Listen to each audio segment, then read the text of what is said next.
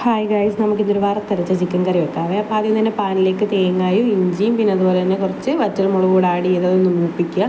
അതിലേക്ക് മല്ലിപ്പൊടിയും മഞ്ഞൾപ്പൊടിയും അതുപോലെ തന്നെ നമ്മൾ പൊടിച്ച് വെച്ചേക്കുന്ന മസാലയും കൂടെ ഒന്ന് ചൂടാക്കി എടുത്തിട്ട് നമുക്കതൊന്ന് അരച്ചെടുക്കാം. മിക്സിയുടെ ജാറിലിട്ട് പിന്നെ നമ്മൾ ഇഞ്ചി വെളുത്തുള്ളി അതുപോലെ തന്നെ സവാള തക്കാളി ഇതെല്ലാം ഇട്ടൊന്ന് വഴറ്റി വെക്കാവേ. അതെല്ലാം ഒന്ന് വഴറ്റി സെറ്റാക്കി എടുത്തിട്ട് നമ്മൾ അരച്ച് ഇതിലോട്ട് കുറച്ച് മസാലകൾ നമുക്ക് ആഡ് ചെയ്യാനുണ്ട്. കുരുമുളക് പൊടി, ഇച്ചിരി മുളക് പൊടി, എരിവിനനുസരിച്ച് മറ്റേ എരിവ് കുറവായതുകൊണ്ടാണ്.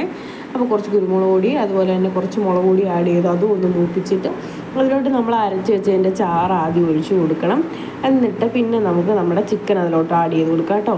ചിക്കൻ ആഡ് ചെയ്ത് കൊടുത്ത് ബാക്കി കൂടെ ഉള്ള ചാറ് കൂടി ഇട്ട് നമുക്കിതൊന്ന് അടച്ച് വെച്ച് നന്നായിട്ട് തിളപ്പിക്കണേ. നല്ലപോലെ ചിക്കൻ വേകുന്ന നേരം നമുക്ക് അടച്ചു വെച്ചിട്ട് വേവിക്കാം. അപ്പോൾ നമ്മുടെ കറി ഇവിടെ റെഡി ആയിട്ടുണ്ട്, നമുക്ക് കഴിച്ചാലോ.